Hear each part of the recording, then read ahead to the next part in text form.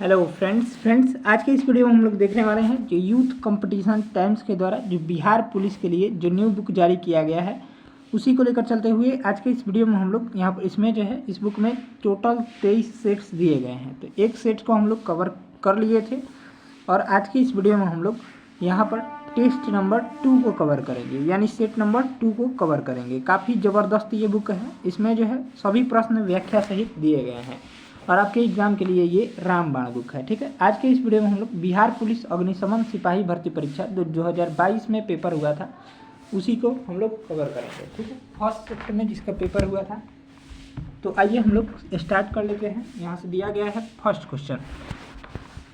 Question यहाँ से दिया गया है, हमारे सौरमंडल के किस ग्रह को लाल ग्रह के रूप में जाना जाता है। तो लाल ग्रह के रूप में यहाँ से जो है सी ऑप्शन मंगल को जाना जाता है। ठीक, यहाँ से दिया गया है इसका व्याख्या, सौरमंडल में मंगल ग्रह को लाल ग्रह के रूप में जाना जाता है, आयरन ऑक्साइड के कारण इसका रंग लाल है। मंगल ग्रह सूर्य से चौथा ग्रह और बुध के बाद सौरमंडल का दूसरा सबसे छोटा ग्रह है। यह अपनी धुरी पर 24 घंटे में एक पूरा चक्कर लगाता है। ठीक है, चलिए नेक्स्ट सवाल है, यहाँ से दिया गया है सेकंड नंबर प्रश्न। सेकंड नंबर सवाल बोल रहा है, उच्चतम न्यायालय के मुख्य न्यायाधीश को उसके पद से हटाया जा सकता है। तो राइट आंसर हो जाएगा ए ऑप्शन, महाभियोग के द्वारा। उच्चतम न्यायालय के मुख्य न्यायाधीश को उसके पद से संसद द्वारा केवल विधि द्वारा स्थापित प्रतिक्रिया द्वारा हटाया जा सकता है। न्यायाधीश जांच अधिनियम 1968 सर्वोच्च न्यायालय के न्यायाधीशों को हटाने के संबंध में महाभियोग की प्रक्रिया का उपबंध करता है। राष्ट्रपति के आदेश से सर्वोच्च न्यायालय के न्यायाधीश को पद से हटाने के संबंध में पूरी प्रक्रिया का वर्णन किया गया है।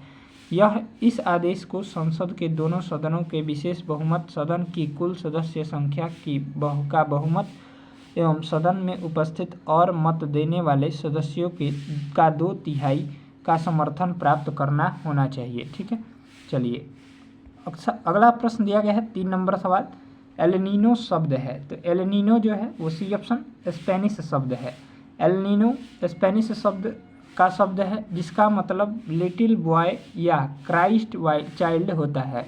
जब पूर्वी उष्णकटिबंधीय प्रशांत महासागरीय क्षेत्र एलनीनो में तटीय जल गर्म हो जाते हैं जो विशिष्ट क्षेत्रीय और वैश्विक मौसम पैटर्न को बाधित करता है। चलिए अगला प्रश्न है 4 नंबर सवाल।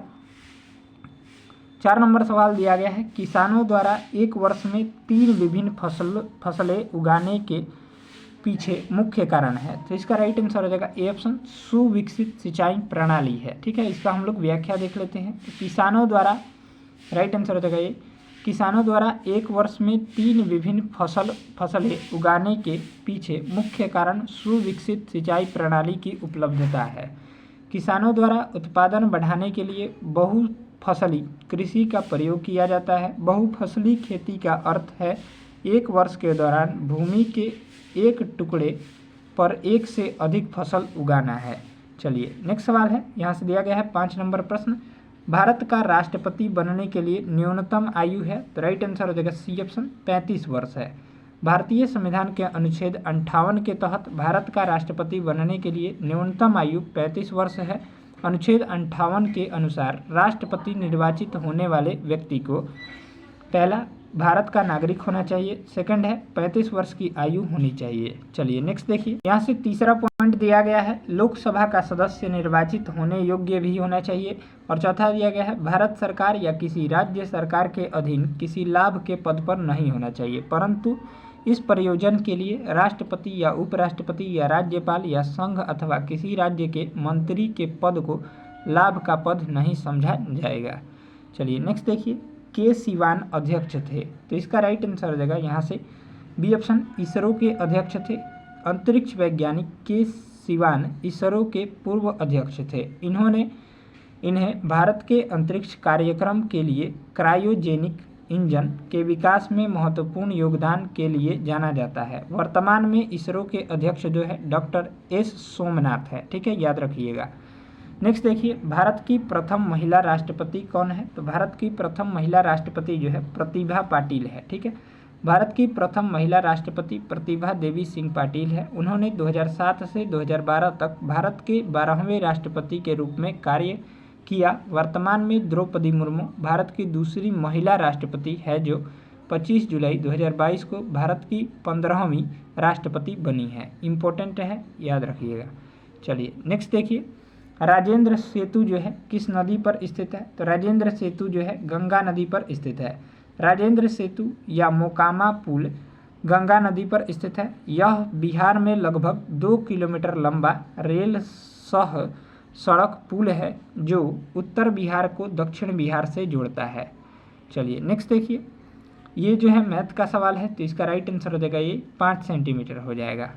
चलिए अगला प्रश्न दिया गया है 10 नंबर, रैखिक संवेग के बदलने की दर को कहते हैं? तो राइट आंसर हो जाएगा बी, बलाघूर्ण कहते हैं।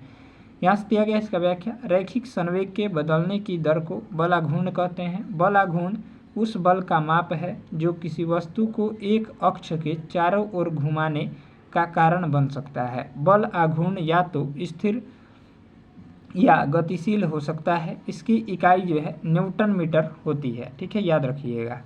चलिए यहाँ से अगला प्रश्न है, एक आयत का क्षेत्रफल निकालने का सूत्र है? तो राइट आंसर हो जाएगा डी, L/B, लंबाई गुणे चौड़ाई। ठीक है, चलिए यहाँ से अगला प्रश्न दिया गया है 12 नंबर पर सवाल यहाँ से दिया गया है, देख लेते हैं हम लोग इसको।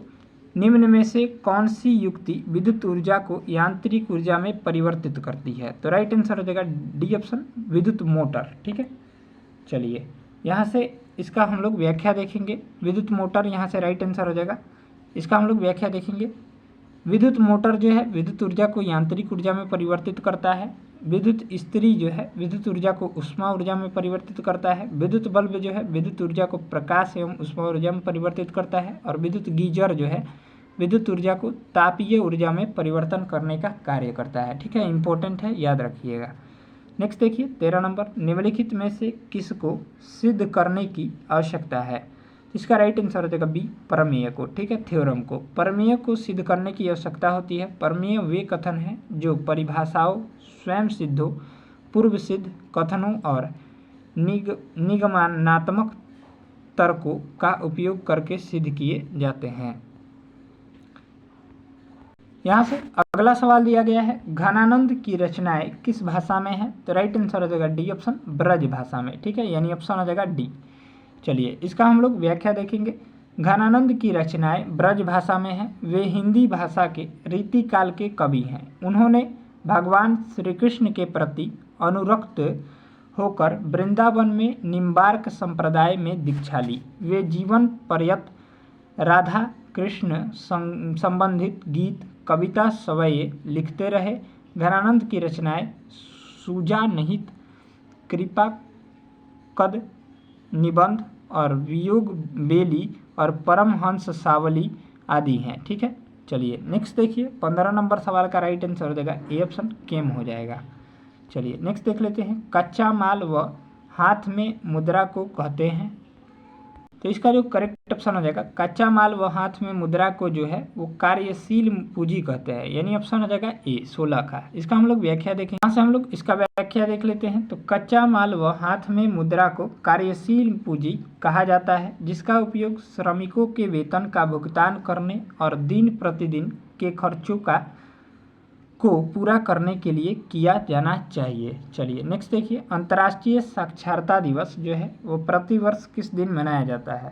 तो इसका राइट आंसर हो जाएगा 8 सितंबर को मनाया जाता है। यहाँ से इसका व्याख्या देखेंगे तो अंतर्राष्ट्रीय साक्षरता दिवस प्रतिवर्ष 8 सितंबर को मनाया जाता है। इसका उद्देश्य शिक्षा को बढ़ावा देना है और ज़्यादा से ज़्यादा लोगों को साक्षर होने के लिए जागरूक करना है। वर्ष 2022 की थीम जो है अंतर्राष्ट्रीय साक्षरता दिवस की ट्रांसफॉर्मिंग लिटरेसी लर्निंग स्पेस है। ठीक है, चलिए नेक्स्ट देखिए, द ओरिजिन ऑफ स्पीसीज जाति की उत्पत्ति पुस्तक लिखी गई? तो राइट आंसर हो जाएगा ए ऑप्शन, चार्ल्स डार्विन द्वारा, यानी ऑप्शन हो जाएगा ए।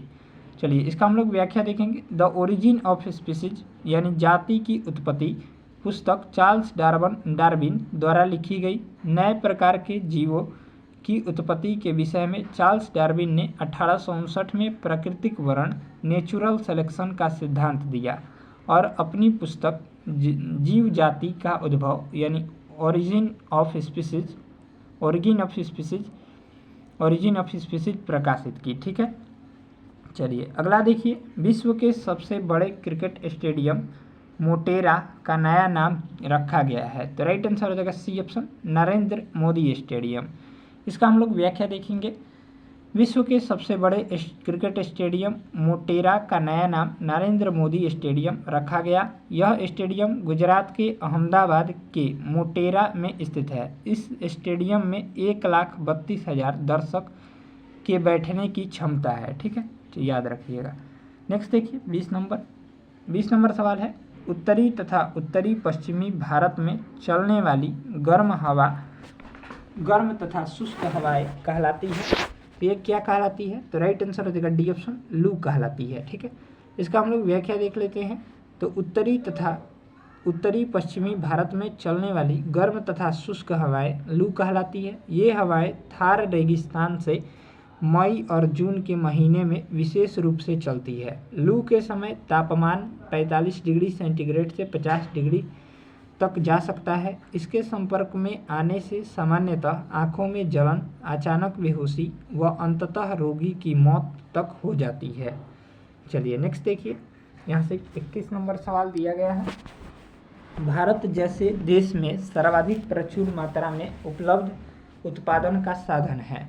तो कौन सा साधन उपलब्ध है? तो राइट आंसर हो जाएगा बी ऑप्शन, श्रम का। ठीक, भारत जैसे देश में सर्वाधिक प्रचुर मात्रा में उपलब्ध उत्पादन का साधन श्रम यानी कृषि है।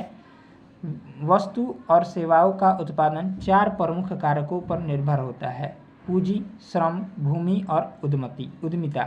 उद्योगों के लिए कुशल श्रमिकों की संख्या गतिशील है तथा जनसंख्या अधिक होने के कारण बड़ी संख्या में उपलब्ध है। ठीक है, चलिए अगला सवाल है, अग्नि का विशेषण है। तो अग्नि का विशेषण शब्द जो है वो ए ऑप्शन अग्नेय है। ठीक है, यानी ऑप्शन हो जाएगा ए।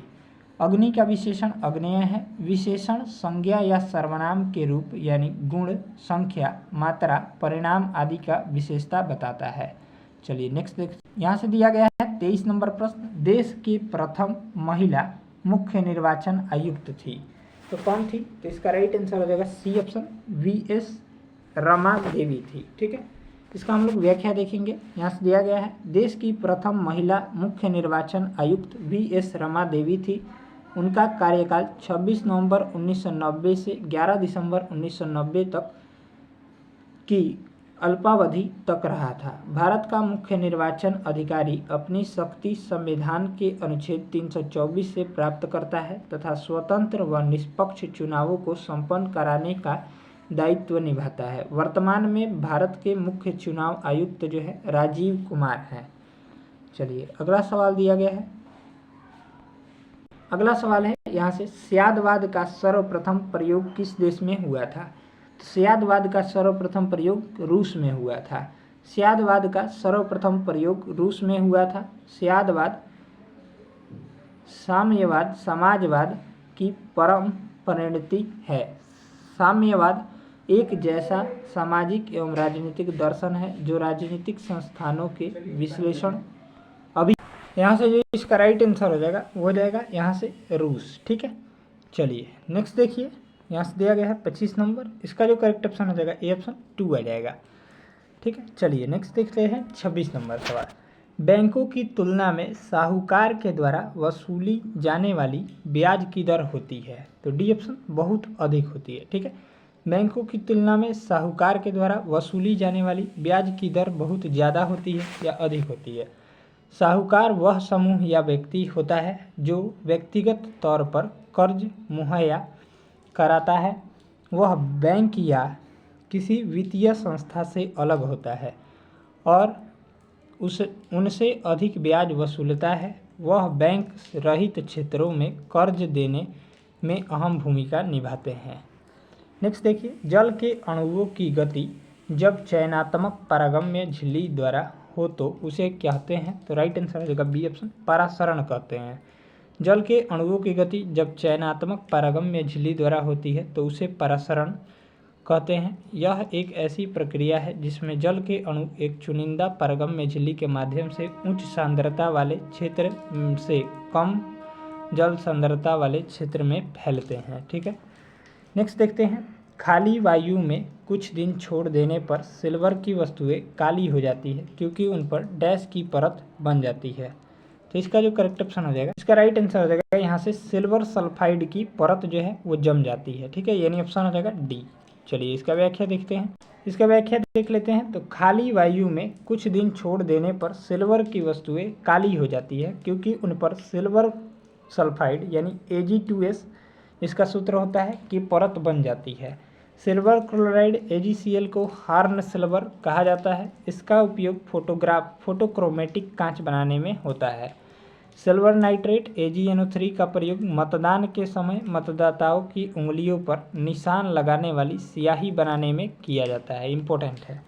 नेक्स्ट देखिए, हिरोशिमा कविता के रचयिता हैं। तो राइट आंसर हो जाएगा डी ऑप्शन, सच्चिदानंद हीरानंद वात्स्यायन अज्ञेय। हिरोशिमा कविता के रचयिता सच्चिदानंद हीरानंद वात्स्यायन अज्ञेय हैं। यह कविता अज्ञेय द्वारा 1959 में प्रकाशित अरि ओ अरुण प्रभामय काव्य संग्रह में संकलित की गई।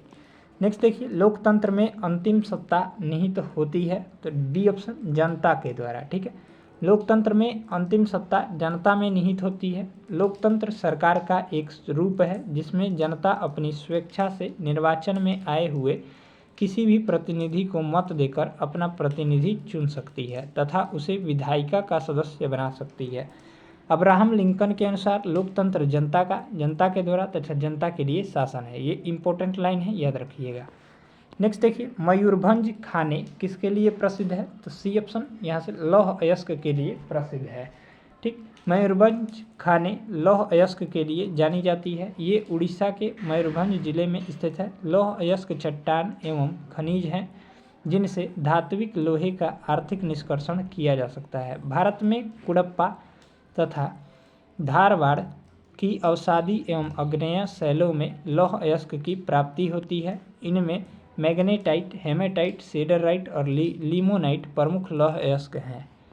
नेक्स्ट देखिए, बस्तर आंदोलन में किसकी भूमिका प्रमुख थी। तो ए ऑप्शन, गुंडाधुर की। ठीक है, बस्तर आंदोलन में आदिवासी नेता गुंडाधुर की भूमिका जो थी वो प्रमुख थी। बस्तर विद्रोह को भूमकाल आंदोलन के रूप में भी जाना जाता है। यह आंदोलन 1910 के मध्य भारत में बस्तर की रियासत में ब्रिटिश राज के खलीफा के खिलाफ किया गया था। नेक्स्ट देखिए, प्रत्येक परमीय संख्या होती है।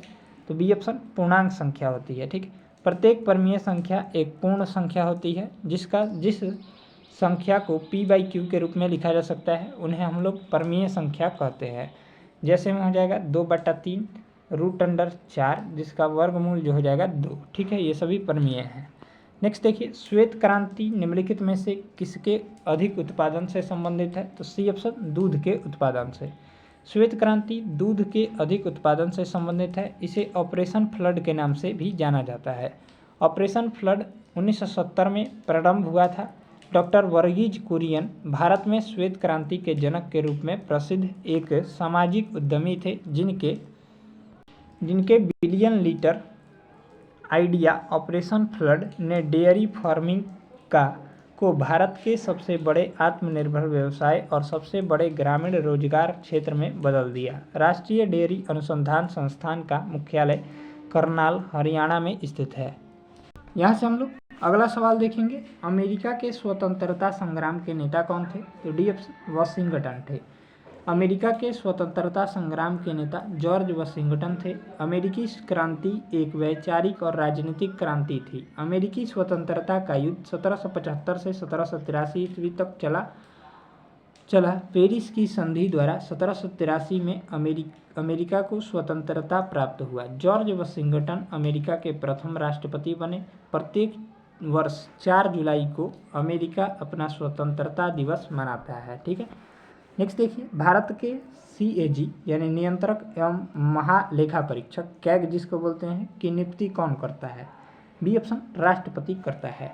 भारत के नियंत्रक एवं महालेखा परीक्षक कैग की नियुक्ति राष्ट्रपति करता है। भारतीय संविधान के अनुच्छेद 148 के अनुसार भारत का एक नियंत्रक एवं महालेखा परीक्षक होगा जिसकी नियुक्ति राष्ट्रपति द्वारा की जाएगी। नियंत्रक एवं महालेखा परीक्षक के कार्य एवं शक्तियां अनुच्छेद 149 से अनुच्छेद 151 में निहित है। नियंत्रक एवं महालेखा परीक्षक समस्त वित्तीय प्रणाली पर नजर रखता है तथा कार्यपालिका के वित्तीय आदान प्रदान का औचित्य एवं अनौचित्य तय करता है। ठीक है, चलिए अगला प्रश्न दिया गया है 37 नंबर। 15वीं शताब्दी में कौन से व्यापारी सबसे पहले हिंद चीन पहुँचे?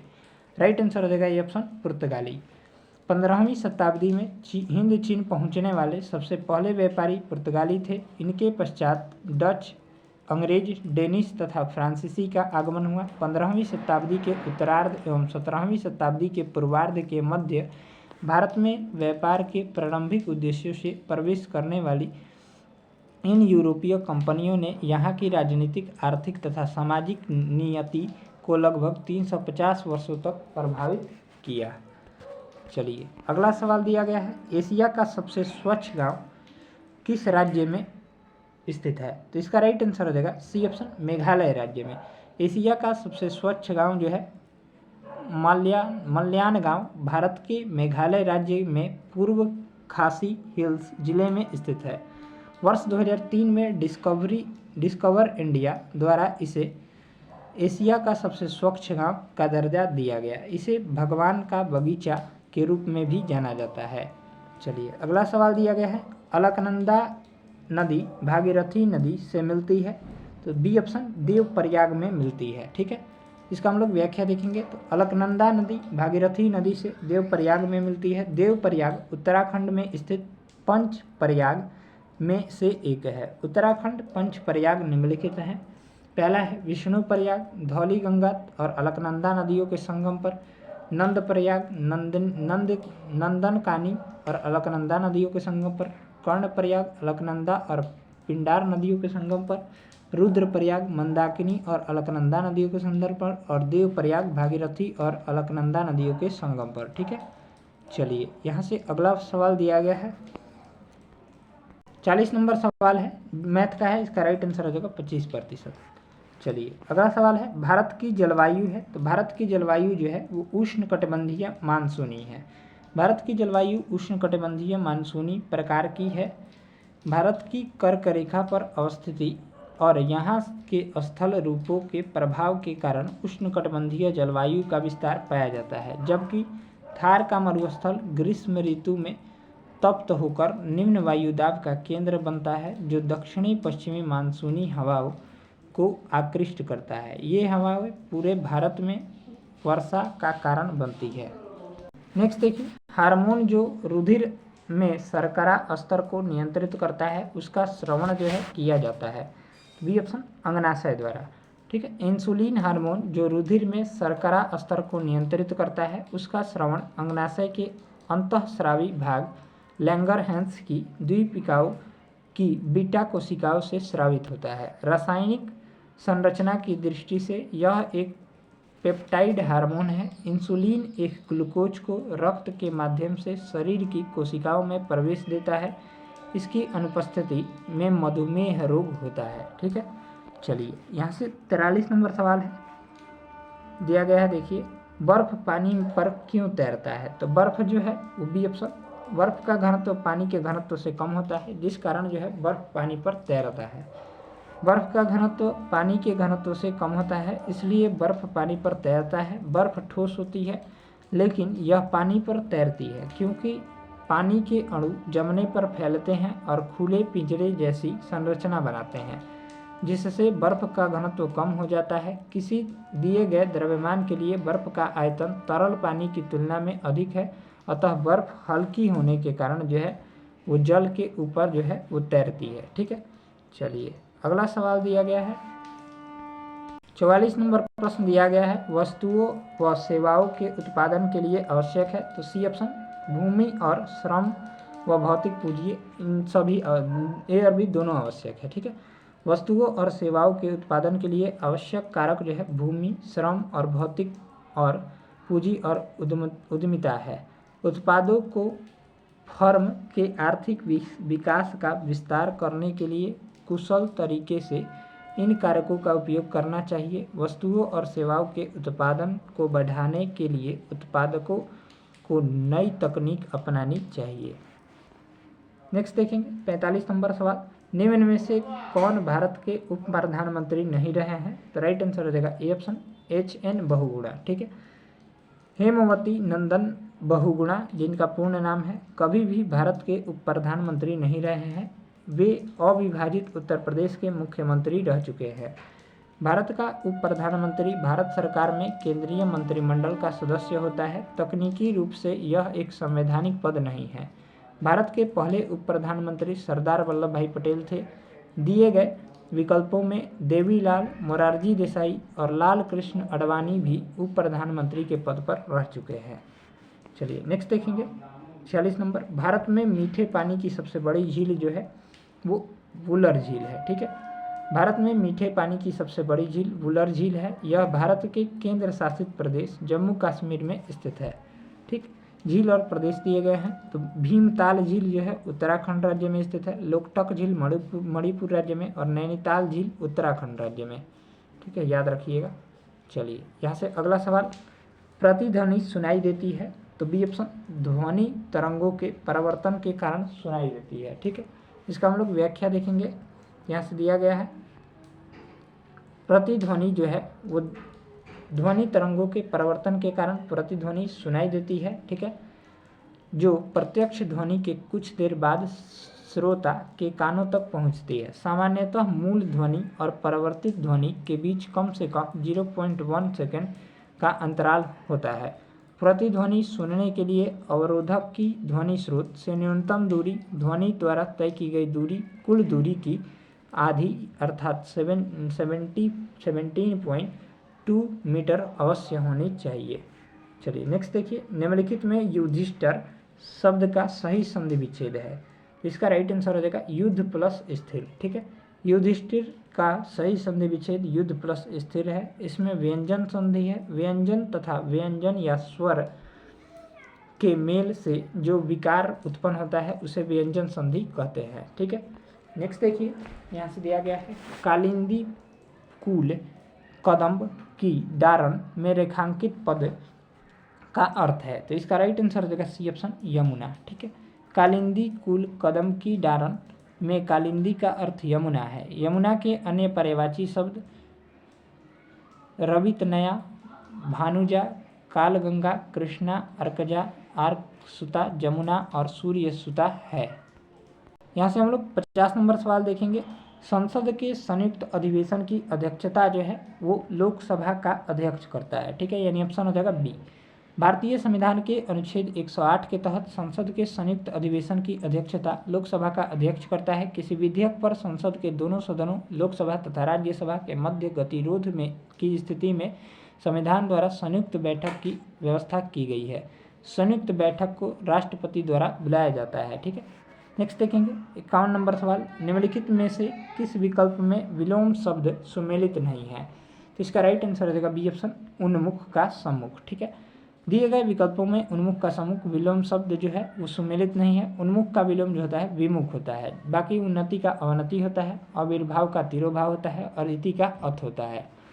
नेक्स्ट देखेंगे, साइट्रिक अम्ल मुक्त के रूप में होता है। तो राइट आंसर हो जाएगा यहाँ से नींबू में जो है वो साइट्रिक अम्ल पाया जाता है। साइट्रिक अम्ल मुक्त अम्ल के रूप में नींबू में मौजूद होता है। इसका एक विशिष्ट खट्टा स्वाद होता है। नींबू में स्कॉर्बिक एसिड भी पाया जाता है जिसे आमतौर पर विटामिन सी के रूप में जाना जाता है। इटली में टार्टरिक अम्ल, दूध में लैक्टिक अम्ल और सेव में मैलिक एसिड पाया जाता है। ठीक है, नेक्स्ट देखेंगे, भारत में ऋण के औपचारिक स्रोतों की कार्य प्रणाली का पर्यवेक्षण कौन करता है? तो डी ऑप्शन, भारतीय रिजर्व बैंक यानी RBI करता है। ठीक है, इसका हम लोग व्याख्या देखेंगे। यहाँ से दिया गया है भारत के ऋण के औपचारिक स्रोतों की कार्य प्रणाली का पर्यवेक्षण भारतीय रिजर्व बैंक RBI करता है ताकि यह सुनिश्चित किया जा सके कि बैंक न केवल लाभ कमाने वाले व्यवसायों और व्यापारियों को बल्कि लघु उद्योगों और छोटे उधारकर्ताओं आदि को भी ऋण देता है। बैंकों को समय समय पर यह बताना होता है कि वे किसको कितना और किस ब्याज दर पर उधार दे रहे हैं। ठीक है, चलिए नेक्स्ट देखिए 54 नंबर सवाल, निम्नलिखित में से भारी मशीनों के उपयोग के लिए स्नेहक कौन सा है? तो इसका राइट आंसर हो जाएगा ग्रेफाइट। ठीक है। भारी मशीनों के उपयोग के लिए स्नेहक के रूप में ग्रेफाइट चूर्ण का प्रयोग किया जाता है। स्नेहक यानी लुब्रिकेंट जिसको बोलते हैं, एक ऐसा पदार्थ है जो दो गतिशील सतहों के बीच लगाया जाता है ताकि उनके बीच घर्षण कम हो जाए और कुशलतापूर्वक सुधार हो। ग्रेफाइट स्लेटी काले रंग का चमकदार पदार्थ होता है। यह कार्बन का अपरूप होता है। नेक्स्ट का जो राइट आंसर हो जाएगा डी ऑप्शन एंड हो जाएगा। ठीक है। चलिए अगला सवाल देखेंगे। यहाँ से हम लोग अगला प्रश्न दिया गया है 56 नंबर। मनुष्यों में डैश आहार नाल का सबसे लंबा भाग है। इसका राइट आंसर हो जाएगा क्षुद्रातंत्र जो है, क्षुद्रांत जो है वो आहार नाल का सबसे लंबा भाग है। मनुष्यों में क्षुद्रांत्र आहार नाल का सबसे लंबा भाग है। इसकी लंबाई लगभग 6 मीटर 20 फीट होती है। यह एक नलिका जैसी संरचना होती है जो अमाशय के गुदा तक जाती है, अमाशय से गुदा तक जाती है। यह अधिकतम पाचन के लिए उत्तरदायी होती है। यह 3 भागों में विभाजित होती है। पहला है ग्रहणी, दूसरा है लंबी और कुंडलित जेजुनम और तीसरा है अत्यधिक कुंडलित इलियम जो बड़ी आंत में खुलती है। चलिए अगला सवाल है वस्तु शब्द का बहुवचन रूप क्या होगा? तो इसका राइट आंसर हो जाएगा डी ऑप्शन वस्तुएं हो जाएगा। ठीक है। वस्तु शब्द का बहुवचन वस्तुएं हो जाएगा। ठीक है, याद रखिएगा। चलिए नेक्स्ट देखिए, मधुबनी लोक चित्र कला जो है किस राज्य में लोकप्रिय है? ये काफ़ी इंपॉर्टेंट है और बार बार एग्जाम में पूछा जाता है। तो सी ऑप्शन बिहार के लिए। ठीक है। चलिए इसका हम लोग व्याख्या देखेंगे। मधुबनी लोक चित्र शैली जो है बिहार राज्य में लोकप्रिय है। इसका मुख्य केंद्र बिहार के मधुबनी जिले का जितवारपुर गांव है। इस चित्रकला शैली में कैनवास पर रामायण के दृश्य और हिंदू देवी देवताओं के चित्र चित्रित किए जाते हैं। मधुबन पेंटिंग की प्रसिद्ध कलाकार महासुंदरी देवी है। ठीक है। नेक्स्ट देखेंगे, हिमालय पर्वत की उत्तरी पर्वतमाला का नाम क्या है? तो राइट आंसर हो जाएगा हिमाद्री नाम है। ठीक है। इसका हम लोग व्याख्या देखेंगे। हिमालय पर्वत की उत्तरी पर्वतमाला को हिमाद्री या महान हिमालय के नाम से जाना जाता है। महान हिमालय विश्व की सबसे ऊंची चोटियों से युक्त सबसे निरंतर सीमा है जिसकी औसतन ऊंचाई 6000 मीटर है। इसकी प्रमुख चोटियां जैसे एवरेस्ट, नंदा देवी, कंचनजंगा और अन्नपूर्णा आदि है। ठीक है। इसका हम लोग 60 नंबर देखेंगे। 60 का राइट आंसर हो जाएगा डी। चलिए अगला सवाल जो है 61 का राइट आंसर हो जाएगा ए। चलिए यहाँ से अगला सवाल दिया गया है, किसे फॉरेस्ट मैन ऑफ इंडिया के नाम से जाना जाता है? ठीक है। यहाँ से जो इसका राइट आंसर हो जाएगा सी ऑप्शन, जादव मोलाई पोइंग को फॉरेस्ट मैन ऑफ इंडिया कहा जाता है। वे एक पर्यावरणविद और जोरहाट की वानिकी कार्यकर्ता। उन्होंने ब्रह्मपुत्र नदी के एक सैंड बार पर पेड़ लगाए और उन्होंने जंगल में बदल दी। ठीक है, उन्हें जंगल में बदल दिया। यह जंगल माजुली द्वीप पर स्थित है और इस जंगल का नाम जो है इनके नाम पर मलाई वन रख दिया गया है। ठीक है। चलिए मोलाई वन। ठीक है। चलिए अगला देखिए 63 नंबर, ग्रहों के गति का संचालन होता है। ये केपलर के नियम के द्वारा होता है। ठीक है। इसका हम लोग व्याख्या देख लेते हैं।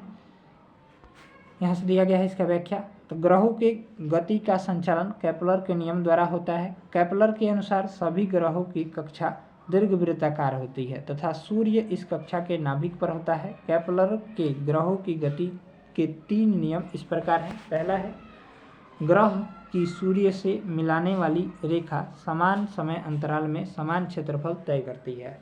सेकंड है, ग्रह द्वारा सूर्य की परिक्रमा के कक्षीय अवधि का वर्ग उसके अर्ध दीर्घ अक्ष के घन के समानुपाती होता है। तीसरा है, किसी ग्रह की कक्षीय अवधि का वर्ग उसका कक्ष के अर्ध मुख अक्ष के घन के समानुपाती होता है। ठीक है। नेक्स्ट देखेंगे तो इसका राइट आंसर हो जाएगा बी ऑप्शन। चलिए यहाँ से अगला देखिए, दिया गया है 2 अस्थियां आपस में एक दूसरे से किससे जुड़ी होती है? ये डी ऑप्शन स्नायु द्वारा जुड़ी होती है। 2 अस्थियां आपस में एक दूसरे से स्नायु द्वारा जुड़ी होती है। स्नायु यानी लिगामेंट एक रेशेदार संयोजी ऊतक होता है जो 2 हड्डियों को जोड़कर एक जोड़ बनाता है। कंडरा मांसपेशियों को हड्डी से जोड़ता है। पेशी को पेशी से जोड़ने का काम प्रवरणी करता है। ठीक है। नेक्स्ट देखेंगे प्रति 1000 पुरुषों में महिलाओं की संख्या क्या कहलाती है, तो ये लिंगानुपात कहलाती है। ठीक है, प्रति 1000 पुरुषों पर महिलाओं की संख्या जो है लिंगानुपात कहलाती है। भारत में मात्र केरल पर और पुडुचेरी में पुरुषों की तुलना में अधिक महिलाएं हैं। ठीक है, वर्ष 2011 की जनगणना के अनुसार भारत में लिंगानुपात 943 है। ठीक है, चलिए अगला देखेंगे सर्वाधिक अभियान का उद्देश्य है। इसका जो राइट आंसर हो जाएगा सर्व शिक्षा अभियान का उद्देश्य जो है वो सी ऑप्शन 6 से 14 वर्ष आयु समूह के सभी बच्चों को प्रारंभिक शिक्षा देना है। ठीक है, इसका हम लोग व्याख्या देखेंगे। यहाँ से दिया गया है सर्व शिक्षा अभियान का उद्देश्य प्राथमिक शिक्षा सार्वभौमिक बनाना तथा 6 से 14 वर्ष तक की आयु के सभी बच्चों को समयबद्ध तरीके से मुक्त और अनिवार्य शिक्षा प्रदान करना है। इसकी शुरुआत वर्ष 2001 में हुई थी तथा वर्ष 2018 में इसे राष्ट्रीय शिक्षा मिशन समग्र शिक्षा अभियान में विलय कर दिया गया। नेक्स्ट देखिए, यदि दो कोण एक दूसरे के पूरक हों तो प्रत्येक कोण सी ऑप्शन एक न्यून कोण होता है। चलिए अगला देखेंगे। यहाँ से खोजी गई प्रथम जीवाणुरोधक एंटीबायोटिक थी, ये पेनिसिलिन थी। सर्वप्रथम खोजी गई जीवाणुरोधक एंटीबायोटिक पेनिसिलिन थी। इसकी खोज वर्ष 1928 ईस्वी में स्कॉटिश चिकित्सक यहाँ से वैज्ञानिक अलेक्जेंडर फ्लेमिंग ने की थी। यह पेनिसिलियम कवक से प्राप्त होता है जिसे पेनिसिलियम नोटेटम भी कहा जाता है। नेक्स्ट देखिए, सोलर सेल बनाने के लिए सौर सेल बनाने के लिए किस पदार्थ का उपयोग किया जाता है, सिलिकॉन का उपयोग किया जाता है, यानी ऑप्शन हो जाएगा ए। सौर सेल बनाने के लिए सिलिकॉन पदार्थ का उपयोग किया जाता है। सौर सेल को बनाने में अर्धचालकों का प्रयोग किया जाता है जैसे सिलिकॉन, कैडमियम, गैलियम, सेलेनाइड आदि का। सौर सेल प्रकाश विद्युत प्रभाव के द्वारा सूर्य या प्रकाश के किसी अन्य स्रोत से ऊर्जा प्राप्त करता है। नेक्स्ट देखेंगे, मूली एक रूपांतरित रूप है, तो ए ऑप्शन मूल का। ठीक है, मूली एक रूपांतरित मूल है। मूली तुर्क रूपी जड़ है। खाद्य पदार्थों के भंडारण के लिए मूसला जड़ मांसल हो जाती है। तर्क रूपी मूसला जड़ में मध्य भाग फूला तथा ऊपर एवं नीचे का सिरा जो है पतला होता है। चलिए अगला सवाल जो हो जाएगा राइट आंसर ए हो जाएगा। अगला देखिए, भारत में है तो राइट आंसर हो जाएगा सी, बहुदलीय व्यवस्था। भारत में बहुदलीय लोकतंत्र की व्यवस्था का प्रावधान किया गया है। बहुदलीय व्यवस्था में राजनीतिक दल का निर्वाचन प्रक्रिया के अभिन्न अंग होते हैं। मूलतः भारतीय संविधान में राजनीतिक दलों का कोई उल्लेख नहीं होता है। 52वें संविधान संशोधन अधिनियम 1985 द्वारा संविधान में 10वीं अनुसूची में दल बदल के आधार पर निर्भरता जोड़कर राजनीतिक दलों को संवैधानिक मान्यता दी गई है। चलिए नेक्स्ट देखेंगे 74 नंबर सवाल। 74 का जो राइट आंसर हो जाएगा बी ऑप्शन करेक्ट हो जाएगा। चलिए 75 देखेंगे, एक वृक्ष की हत्या कविता के रचनाकार जो हैं डी ऑप्शन कुंवर नारायण है। एक वृक्ष की हत्या कविता के रचनाकार कुंवर नारायण है। इस कविता में कवि ने एक वृक्ष के जरिए पर्यावरण, मनुष्य और सभ्यता के विनाश की अंतर व्यवस्था को प्रकट किया है। चलिए नेक्स्ट देखिए, किस समूह में सभी रात के पर्यवाची हैं, तो डी ऑप्शन रात्रि, रजनी और निशा। रात्रि, रजनी और निशा। ठीक है, यहाँ से रात्रि हो जाएगा, रात के अन्य पर्यवाची शब्द देख लेते हैं तो रात्रि हो जाएगा, रजनी, निशा हो जाएगा, विभावरी हो जाएगा, राका हो जाएगा, यामिनी हो जाएगा, निश्चित हो जाएगा, सरवरी हो जाएगा, निशी, भीनी हो जाएगा आदि। चलिए नेक्स्ट देखेंगे 77 नंबर। 1907 में जमशेदजी टाटा द्वारा टिस्को की स्थापना कहाँ की गई थी, तो ए ऑप्शन साकची बिहार में की गई थी। ठीक है, 1907 में जमशेदजी टाटा द्वारा टिस्को की स्थापना उत्तर पूर्वी भारत के सिंहभूम क्षेत्र के गांव साकची बिहार में की गई थी। इसे जमशेदजी टाटा के एक नियोजक इस्पात शहर के स्थान के रूप में चुना था, जो 1919 में जमशेदपुर बन गया। वर्तमान में यह झारखंड राज्य में स्थित है। नेक्स्ट देखिए, 2011 की जनगणना के अनुसार भारतवर्ष में अधिकतम जनसंख्या वाला घनत्व राज्य जो है उसी ऑप्शन बिहार है। 2011 की जनगणना के अनुसार भारतवर्ष में अधिकतम जनसंख्या वाला राज्य जो है बिहार है। यहाँ एक जनसंख्या घनत्व 1106 वर्ग प्रति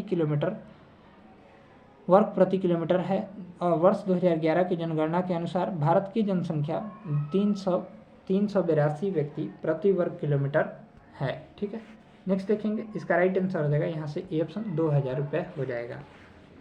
चलिए यहाँ से हम लोग अगला सवाल देखेंगे 80 नंबर, वायवीय श्वसन में ग्लूकोज के विखंडन से प्राप्त होता है, तो सी ऑप्शन CO2 एवं जल प्राप्त होता है। ठीक है, चलिए यहाँ से अगला प्रश्न देखेंगे, अंतर्राष्ट्रीय न्यायालय का मुख्यालय जो है वो किस शहर में स्थित है, तो हेग में स्थित है।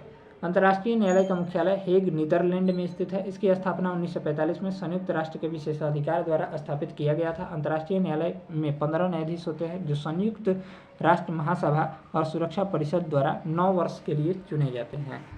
नेक्स्ट का राइट आंसर हो जाएगा बी ऑप्शन। चलिए यहाँ से देखेंगे, नाइट्रोजन गैस वायुमंडल में कितने प्रतिशत में उपस्थित होता है, तो डी ऑप्शन 78% में। ठीक है, यानी ऑप्शन हो जाएगा डी। चलिए इसका व्याख्या देखेंगे, नाइट्रोजन गैस वायुमंडल में 78% उपस्थित होता है। इसके अतिरिक्त वायुमंडल में लगभग 21% ऑक्सीजन, 0.9% आर्गन और 0.03% कार्बन डाइऑक्साइड CO2 तथा अल्प मात्रा में हाइड्रोजन, हीलियम, आर्गन, नियॉन आदि गैसें उपस्थित रहती है। ठीक है, हाल ही में प्रकाशित रिपोर्ट के अनुसार वैश्विक स्तर पर नाइट्रोजन की उपलब्धता में असंतुलन देखा जा रहा है। नाइट्रोजन के स्तर में गिरावट या कमी लाने वाले कारक में कार्बन डाइऑक्साइड यानी CO2, सांद्रता में वृद्धि और ग्लोबल वार्मिंग आदि शामिल है। चलिए यहाँ से अगला देखेंगे, जीवन के बाद के वर्षों में शिक्षा का लाभ क्या है, राइट आंसर हो जाएगा सी, जीवन मूल्यों का विकास। ठीक, चलिए यहाँ से अगला प्रश्न देखेंगे, भारत में सही विकल्प का चयन करना है, तो भारत में ग्रीक आक्रमणकारी के बाद कौन आए। यहाँ से इसका व्याख्या देखेंगे, भारत में ग्रीक आक्रमणकारी के बाद जो है शक एवं हुण आए थे, भारत आए थे। भारत पर ग्रीक आक्रमणकारियों के बाद पल्लव यानी पारियान, शक और कुषाण पर भारत पर आक्रमण किया। चलिए, भारत में पुष्यमित्र शुंग के शासनकाल में डेमेट्रियस ने आक्रमण किया। डेमेट्रियस को भारत में यूनानी राज्य का संस्थापक माना जाता है। पल्लव शासकों में महानतम शासक गुंड फर्निज होता था। भारत में मिथ्रेडेटस प्रथम शक आक्रमणकारी था। भारत में कुषाण वंश के संस्थापक कुलिच कटफिसेस हैं और हुण आक्रमणकारियों में तोरमान, मिहिर कुल आदि के प्रमुख थे। चलिए यहाँ से अगला सवाल दिया गया है, रासायनिक परिवर्तन का उदाहरण है, तो सी ऑप्शन दूध का खट्टा होना। ठीक है, चलिए इसका व्याख्या देखेंगे, दूध का खट्टा होना रासायनिक परिवर्तन का उदाहरण है। वह परिवर्तन जिसमें एक अथवा एक से अधिक नए पदार्थ बनते हैं रासायनिक परिवर्तन कहलाता है। यह अनुत्क्रमणीय अभिक्रिया होता है। भोजन का पाचन, फलों का पकना, अंगूर का किण्वन आदि रासायनिक परिवर्तन के कारण होते हैं। चलिए यहाँ से देखेंगे अगला पॉइंट, जल का जमना, चीनी का पिघलना और लवण का क्रिस्टलीकरण भौतिक परिवर्तन के उदाहरण हैं। इसमें किसी पदार्थ के भौतिक गुणों में परिवर्तन होता है। पदार्थ के आकार, अमाप, रंग और अवस्था जैसे गुण भौतिक गुण कहलाते हैं। नेक्स्ट देखेंगे, निम्नलिखित में से कौन रबी फसल नहीं है, तो इसका राइट आंसर हो जाएगा डी ऑप्शन ज्वार।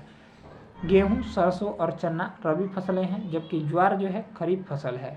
रबी की फसल को शीत ऋतु में अक्टूबर से दिसंबर के मध्य बोया जाता है और ग्रीष्म ऋतु में अप्रैल से जून के मध्य काटा जाता है, जबकि खरीफ फसल को देश के विभिन्न क्षेत्र में मानसून के आगमन के साथ बोया जाता है और सितंबर अक्टूबर में काटा जाता है।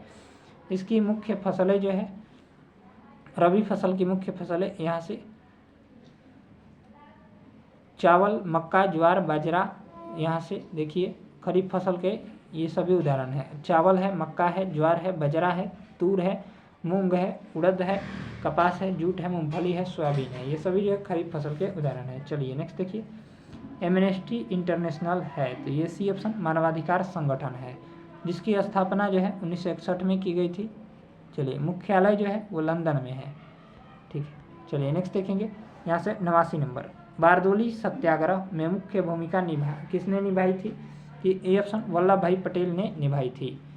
चलिए, बारदोली सत्याग्रह में मुख्य भूमिका सरदार वल्लभ भाई पटेल ने निभाई थी। भारतीय स्वतंत्रता संग्राम के दौरान वर्ष 1928 में गुजरात में किसान आंदोलन का नेतृत्व सरदार वल्लभ भाई पटेल ने किया, जिसे बारदोली सत्याग्रह के नाम से जाना जाता है। उस समय प्रांतीय सरकार ने किसानों की लगान में 30% तक वृद्धि कर दी थी। पटेल ने इस लगान का जमकर विरोध किया। इस आंदोलन की पहली सफलता के बाद वहां की महिलाओं के कहने पर महात्मा गांधी ने वल्लभ भाई पटेल को सरदार की उपाधि प्रदान की थी। ठीक है, नेक्स्ट देखें जीडीपी क्या तात्पर्य है, तो सकल घरेलू उत्पाद, यानी ऑप्शन हो जाएगा यहाँ से बी ऑप्शन राइट हो जाएगा। यहाँ से इसका व्याख्या देखेंगे तो जीडीपी से तात्पर्य सकल घरेलू उत्पाद ग्रॉस डोमेस्टिक प्रोडक्ट से है। सकल घरेलू उत्पाद एक निर्दिष्ट अवधि के दौरान देश के भीतर उत्पादित वस्तुओं और सेवाओं का अंतिम मौद्रिक मूल्य है। भारत में सकल घरेलू उत्पाद में योगदान मुख्य रूप से 3 व्यापक क्षेत्रों कृषि, उद्योग और सेवाओं में बांटा गया है। जीडीपी को बाजार की कीमतों पर मापा जाता है और गणना के लिए एक आधार वर्ष होता है। नेक्स्ट देखेंगे अल्प बेरोजगारी तब होती है जब लोग, तो राइट आंसर हो जाएगा सी ऑप्शन, अपनी दक्षता से कम काम करते हैं। ठीक है, चलिए अगला देखेंगे 92 नंबर, संतोष यादव अपनी महिला विश्वविद्यालय शिक्षा कहाँ से प्राप्त की, महिला महाविद्यालयी शिक्षा जो है राइट आंसर हो जाएगा बी ऑप्शन, जयपुर से प्राप्त की। चलिए यहाँ से दिया गया है संतोष यादव एवरेस्ट पर 2 बार चढ़ने वाली विश्व की प्रथम महिला है। इनका जन्म भारत के हरियाणा राज्य में हुआ था।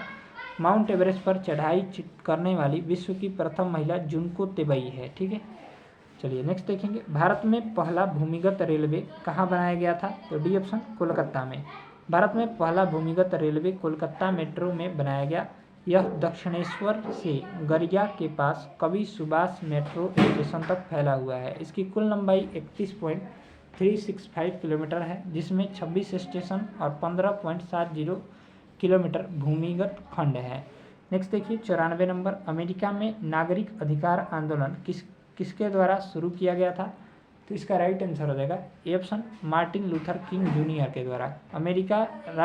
संयुक्त राज्य अमेरिका में नागरिक अधिकार आंदोलन मार्टिन लूथर किंग जूनियर द्वारा वर्ष 1954 से 68 में शुरू किया गया था। यह आंदोलन अमेरिकाओं के खिलाफ नस्लीय भेदभाव पूर्ण कानूनों के खिलाफ एक आंदोलन था। नेक्स्ट देखिए किस घटना ने राष्ट्रवाद की अवधारणा को जन्म दिया, तो बी ऑप्शन, फ्रांस की क्रांति ने। राष्ट्रवाद की अवधारणा को जन्म फ्रांस की क्रांति ने दिया। फ्रांस की क्रांति से पहले एक ऐसा